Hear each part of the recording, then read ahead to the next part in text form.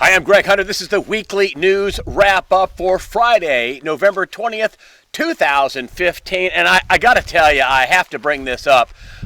First off story, the carnage and the terror attack in Paris was a game changer, not just for Paris, but for the entire world. And what gripped me, I'm in St. Louis this week. I'm coming in from a farm in Missouri. I want to talk to you a little bit about the water situation in America, stretching from the East Coast to the West Coast. But when is the last time in your life have you ever seen Paris, France, once a coalition? Beautiful picture of the Eiffel Tower and red, white, and blue. But France, once a coalition for war.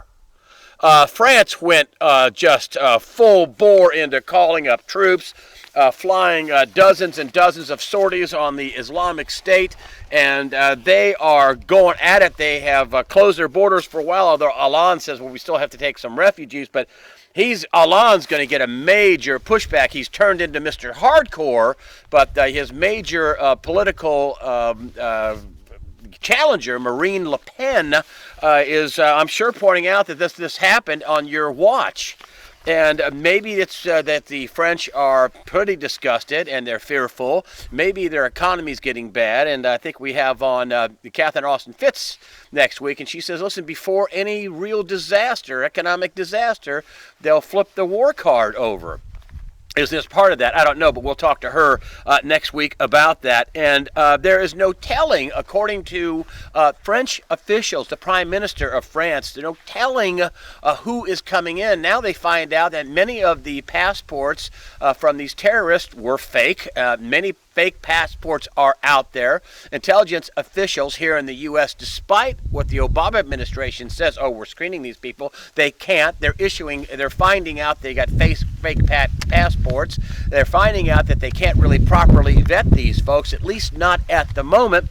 And this is why in the House of Representatives on Thursday, they voted 289 to 137 to put a pause on this, which I think is reasonable. I mean, they've been caught coming across the border in Texas, caught coming across, Muslim possible terrorists, caught coming across the border in Arizona. Syrians have been caught in the islands. Some Muslim clerics say, listen, ISIS is already here and they're getting ready to do some nasty things. Despite all that, despite the carnage, despite all that, they were getting major pushback from the left-wing media, and that's what it is. And also, the sharp thought shapers here. Here's a little thought shaping here from Kathleen Parker, and she's calling it, fear and loathing, and keeping out the Syrian refugees. That this little carnage in France is not that big of a deal. What? Are you kidding me? The people in the House, which incidentally, a lot of Democrats, 47 Democrats, voted with Republicans to say, yeah, we want to pause this. That's enough for a veto override. Now, that's not a done deal, but that has to get through the Senate, and then the president, of course, is threatening a veto, and then there has to be an override. But right now, the votes in the House are there, and the Democrats are running scared that they're on their watch. We're going to have some disaster like 9/11 or Paris or some terrible thing. These terrorists are trying to find chemical weapons, is what the reporting is. But nonetheless, in the face of all that, what you're seeing is basically that the left-wing media and the cartoons about what the families are and what they aren't. Here's one. This is it's very hard to get any kind of a cartoon that didn't have this left-wing slant. Here on the one side is ISIS, and it isn't. Oh, just a family, just some families coming through, and all the pictures that you see are military-age men and coming through, and there's no way to screen these people. I think that is just prudent that they hold up, but the left-wing media, an arm of the Obama administration, is basically saying, oh, well, the Republicans are terrible. They're stopping these refugees and whatever. Listen, having refugees come into the country is not a bad thing. It's a good thing. It's what America is about. But we never faced an enemy like this. an enemy that will put a bomb to themselves and walk into a stadium and shoot as many people as they can. And when they run out of ammunition, they'll pull the pin and they'll get their 72 virgins. It's outrageous. It's reckless. The country's not behind the Democrats on this, and Democrats, as I said, are running scared. This is an ugly situation. We move on to the largest health care provider, United Health, and they may be calling it quit with Obamacare. Now, think about this. This is a big stock. This is a Dow stock, and they can't make money. I talked to my friend Greg Manarino, who called me up about this and said, boy, this is a big deal. I mean, their stock was down 6% at one point, in a single day, and he says if they can't make it, nobody else can, and this is bad news for Obamacare in general, that if United Health, which doesn't have that big of an exposure to Obamacare, if United Healthcare can't make it, then, well, not very many people are going to be able to make it, not very many healthcare companies. A little anecdotal story. I had a friend of mine who didn't want to buy healthcare before Obamacare. I said, well, why not? What would it cost you? He goes, about $100.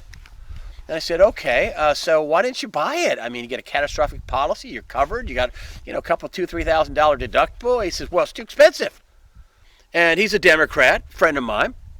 He says, I want Obamacare. He gets Obamacare. First year, $15 a month. Oh, he's got vision, dental. He's got the whole deal. Prenatal care he doesn't need, and all this other stuff. Then I called him on the phone just a few days ago and said, "What's going on?" He goes, "Well, I'm getting a part-time job." I said, "You getting a part-time job, really?" He says, "Yeah, well, in part because he has to pay for his new health care premium." Which instead of it being $15 is now more than $200 a month. So his cheap plan, which has huge deductibles, has gone up, and that doesn't count the 85% of people who are happy with their health care.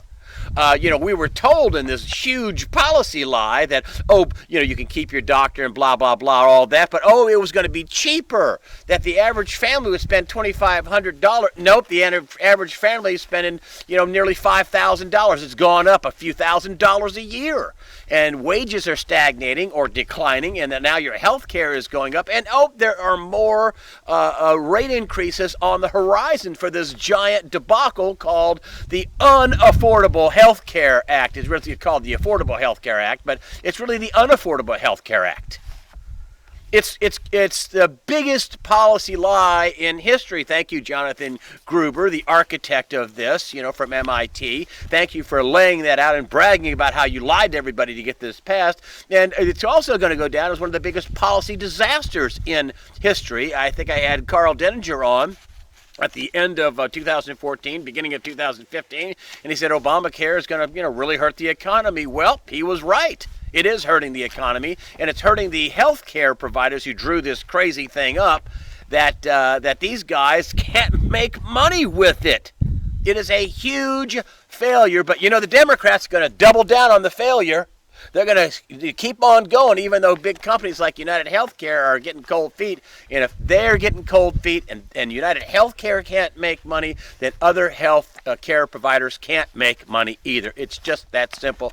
It's a disaster, and I guess it's going to go into its implosion before something actually gets done about it. Repeal and replace this albatross, this huge policy lie. It's unbelievable.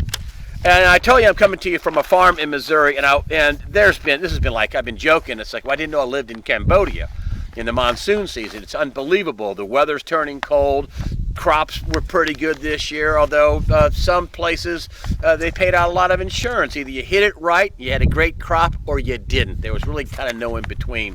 But here is the drought map. If you look at the United States, man, I just want to start over here. And this was as of a few days ago, and we've been drenched all over the United States. But what I really want to show you is this part of the map. Let me get over there for you. There you go. The West. Look at the West. Now, in the East, really pretty nice. Lots of water, hardly any drought anywhere. Look in the West. Look at California in particular. There is now not a single square inch in the state of California that isn't in some sort of drought condition. And this red patch, this red and dark red patch, has only grown. It's getting worse. Might I remind you that NASA said back in March of 2015, this year, that California only had about a year left. And look at all the other states. You know, look at here in eastern, what is it right there? There you go. Eastern Washington and over here in eastern Oregon and Nevada and western Nevada, and look at just a mess. And Jerry Brown's more worried about high-speed rail and this stupid, global warming accord in Paris, which is another thing that now there's reporting out that the NOAA report was hurried through and some of the information not be very, very good. The President of the United States, President Obama, is looking forward to this Paris Accord, to get this climate control or climate modification, everybody on board for more control and taxation for something that, and they won't even mention, according to Dane Wigington, one of the biggest problems is geoengineering, the chemtrails and the modifying of the weather modification, which is, as Dane Wigington says, the biggest problem. On a pie chart, it's the biggest slice of a climate problem in the pie chart.